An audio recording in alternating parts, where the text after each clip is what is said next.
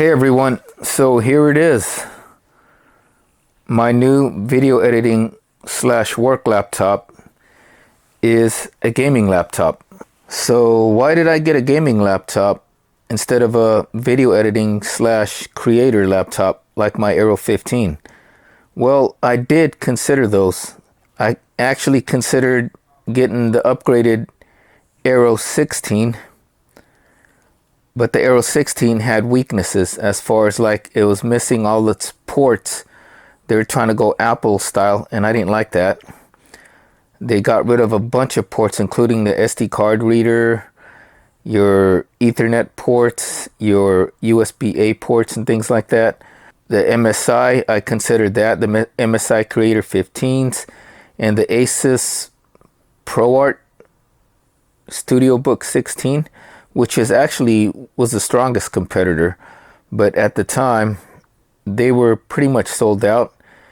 And I also considered the Lenovo Legion 5i next gen, but they were also all out, and they were very hard to get a hold of.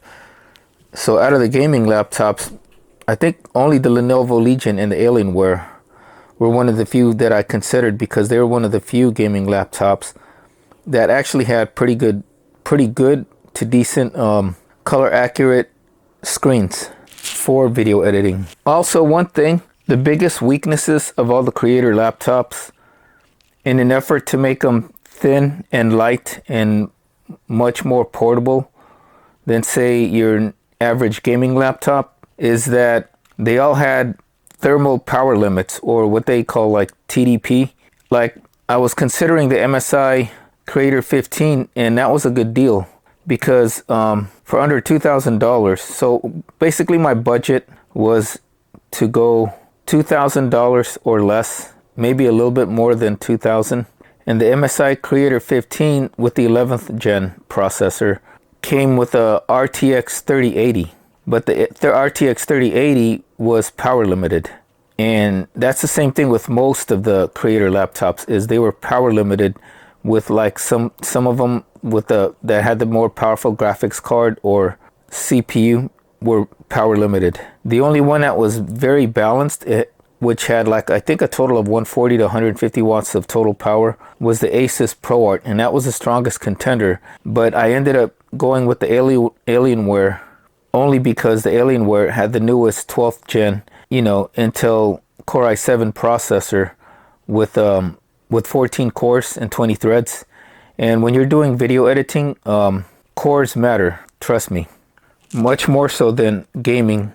When you're video editing, cores matter, all those cores. And the 12th gen Intels have gotten very good scores as far as for those kinds of purposes. My other requirement was for upgradability, and compared to, let's say, the Alienware X15, the M15 is very upgradable. You can upgrade the RAM, you can upgrade the SSD drive, and you can even upgrade your Wi-Fi card. And that was the one thing I liked with my Gigabyte Aero, is that it was also very upgradable. Actually, I've never bought a laptop that wasn't upgradable in some form or another.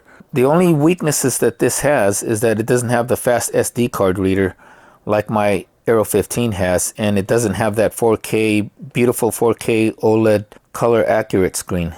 So those were my requirements. They had to be future proof, which this has the latest 12th gen Intel Core i7 processor and chipset, the latest Gen 4 SSD drive. It has Wi-Fi 6E. You can upgrade the RAM, you can upgrade the storage, your SSD drives. You could upgrade the Wi-Fi card if you want. Not that you probably really need to with Wi-Fi 6E. It had to have good temperatures, and this had good thermal power limits. I think the thermal total TDP, or what is it? Is it TDP? Anyways, you guys will see it on the screen. I'll put it up there. It's like 170 total watts of power for both the GPU and CPU.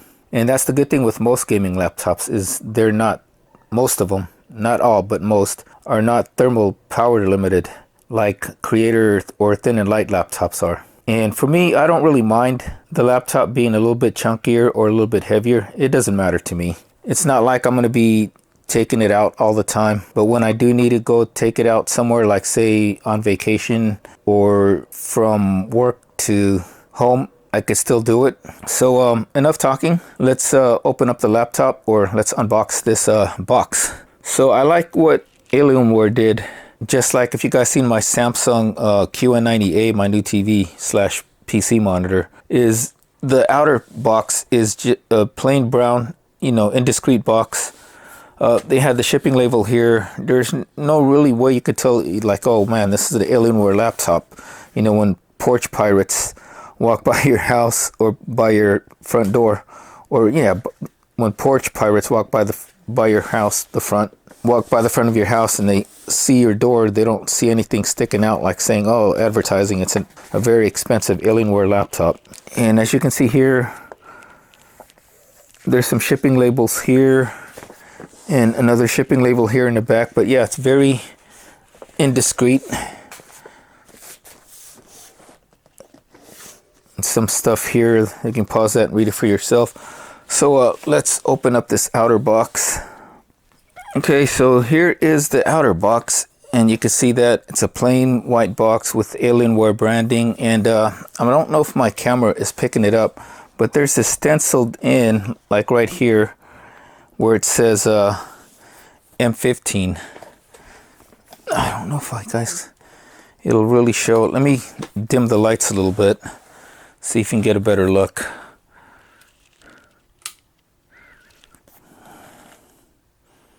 No? Well, it does. On the side, it says 15. Command center, whatever that power thing is, lightning connector. That's probably what that's for. Dolby Atmos, Intel Killer, Cryotech cooling, Alien FX RGB. The bottom, or whatever, this might be the front, is the same as the other side. And on this side, it says M15. And then on the bottom here is all your UHL stuff. A little bit of dent here on the side of the box. Hopefully nothing's damaged.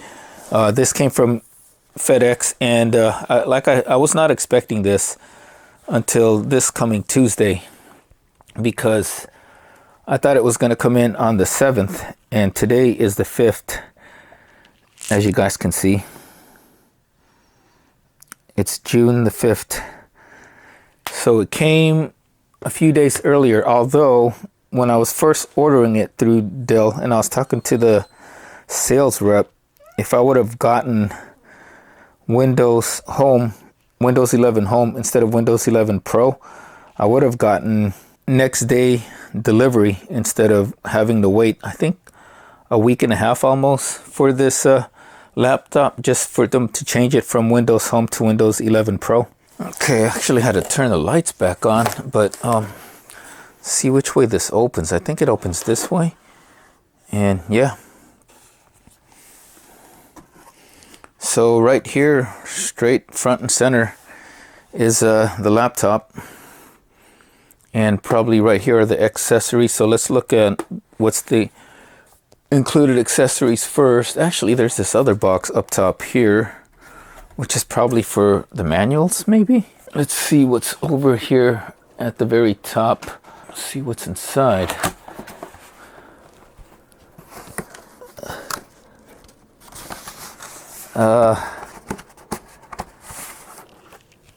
Absolutely nothing.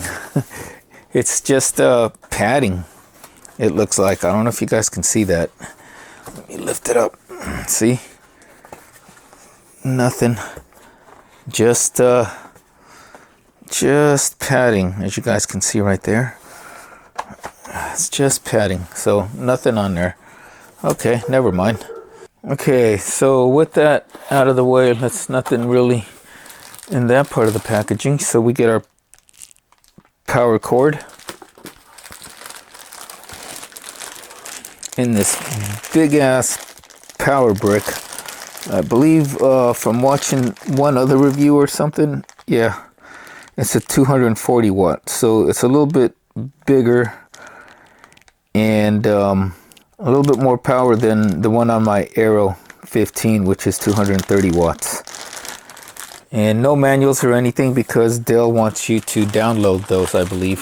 I saw it with my receipt in my email.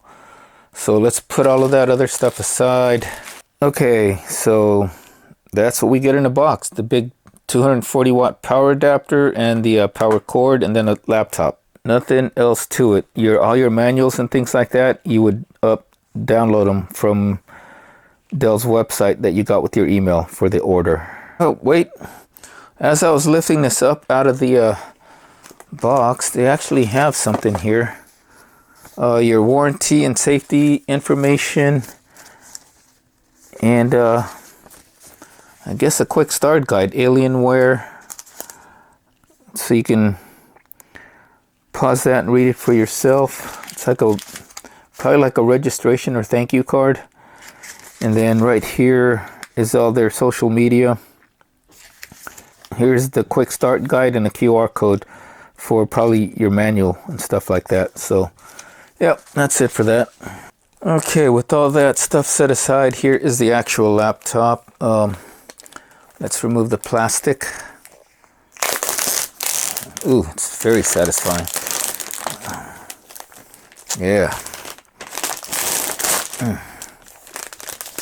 Okay. Right off the bat, this feels pretty, I'm not going to say too heavy, but it's not light either. I believe, according to Dell, this is just slightly over 5 pounds. I think like 5.21, 5.29 pounds, something like that. The bottom of the chassis, since I'm already here, as you can see, has all these air vents. And then you got these vents or holes, probably, for the speakers. These are probably vents. These are probably for the speakers. Right here on the bottom is for the speakers, and right here is for the vents. And I think doesn't feel like metal or cold to the touch, but it's not really soft either. I like this part right here. They're just easy to get any everyday normal Phillips head screws here on the bottom, holding the bottom panel together, so that's nice. And you can see the fans right through there. So upgrading is going to be pretty easy. Also here you have like these rubber, I want to say rubber feet. So when you put it on your desk, the laptop won't move around too much. It's got a pretty nice, like almost like anti-fingerprint coating here on the bottom, which also is there here at the top. And there you are. It has the 15 and the Alienware head that I think lights up when you power it on.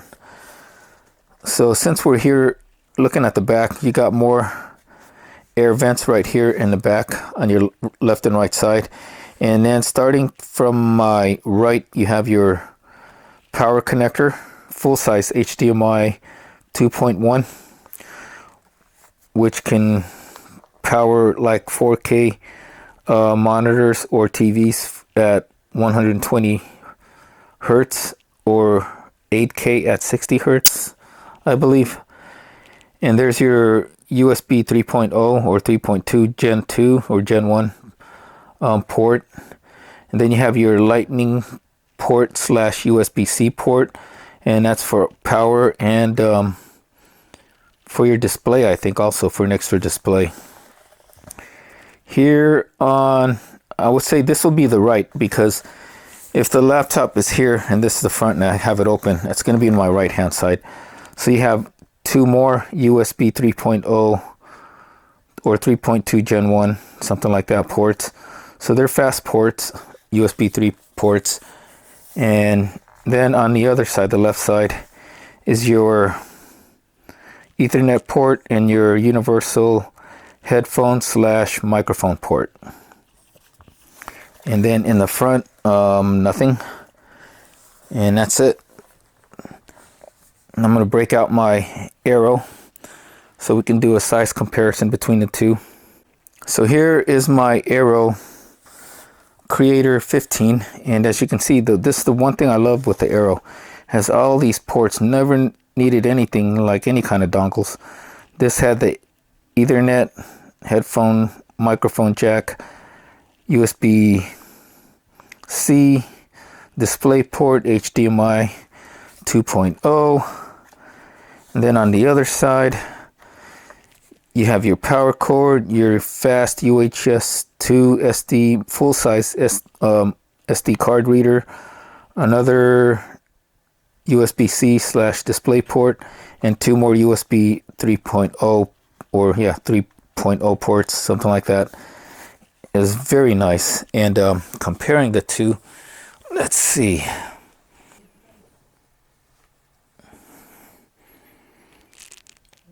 The Alienware looks slightly wider from front to back than the Aero. As far as thickness goes, they seem to be about the same. I could be mistaken, but they seem about the same. The Aero is going to be the one that's a little bit lighter, and the Aero is made out of CNC aluminum, whereas this one is some kind of good, strong polycarbonate from Alienware. If you want the full like metal build, you probably have to go with like their X15 line, which, like I said, they were too expensive, way out of my budget, and they were at least the 15-inch version had no upgrade path for memory. So whatever memory you order, that's what you get. Yeah, let's see the thickness. See, the Alienware actually seems a little bit thinner. So I don't know if that's showing right there too well. So there you go on that part. See, and then from the back, they both have the exhaust vents in the back, except the Alienware has connections in the back, whereas the Aero doesn't.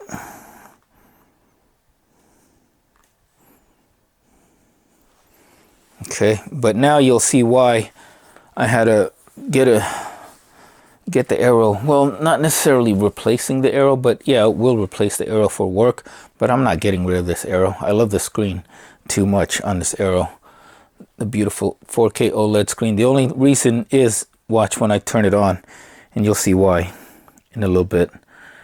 Okay, what am I doing? The focus and star of this show is this Alienware M15, right? So let's open it up. You can open it up easily with one hand, as you can see. And there's this like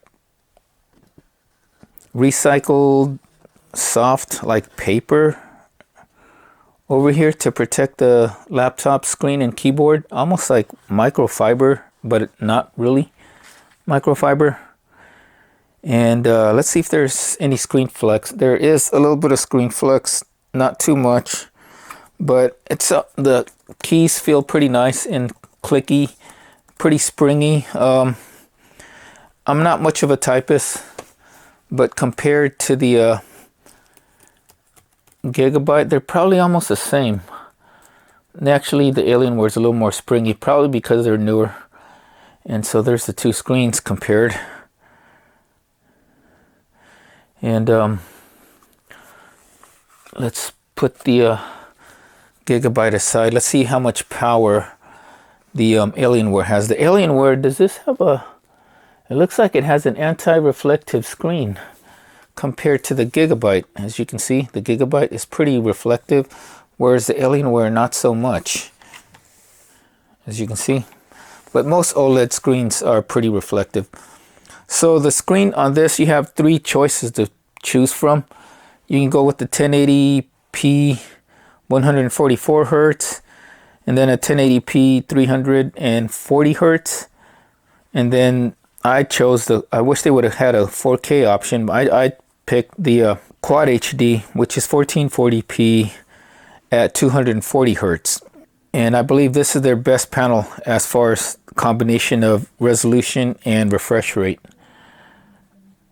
And the Alienware head right here is the power button. So let's just power it on and see how much power it has.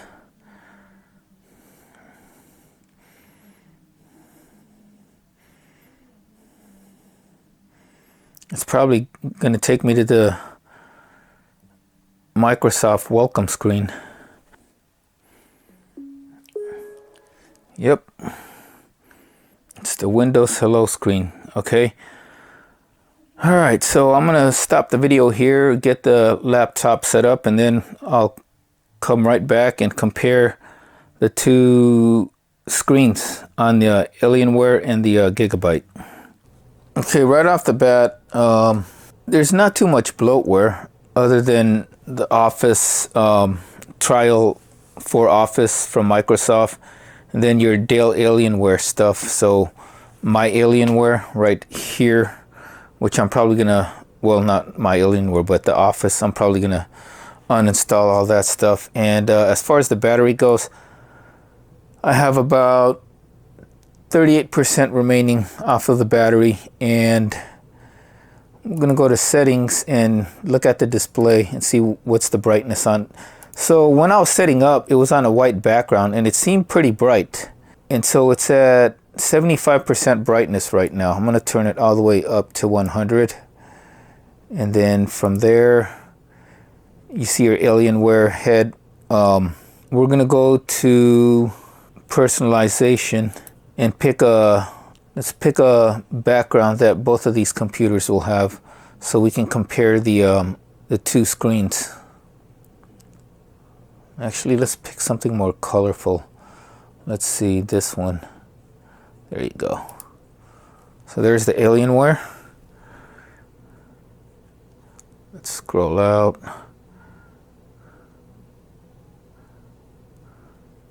And I'm going to put it side by side with the Gigabyte Aero.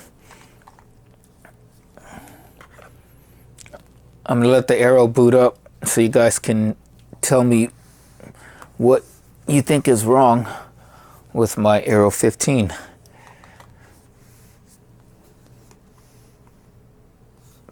Let's see, angle them the same. Yeah. Okay.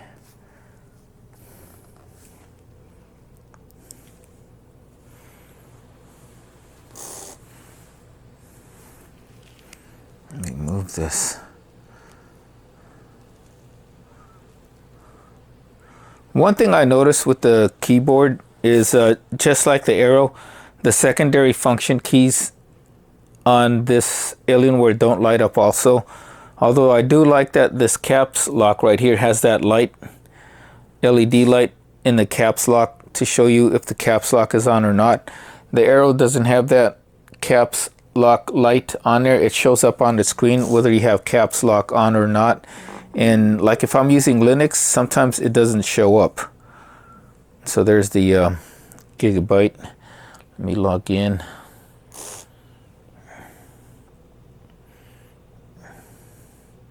Let's see. Go to personalize. You guys can hear the fans, right? One of the fans, I think it's this side, the fan on this side, and that's the fan for, I think the processor is